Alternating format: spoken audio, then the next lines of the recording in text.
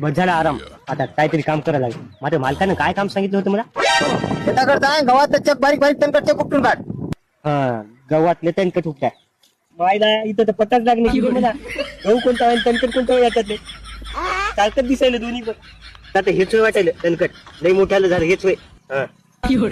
मायला त्या गव्हातलं तणकट निघालं मागे चेक पाहतो कोणतीच केली माझ्या गाडी की आता लई खुश होती. मला शाबाशी देते आली की. अरे एक पाच गायब कशी झाली गव्हाची.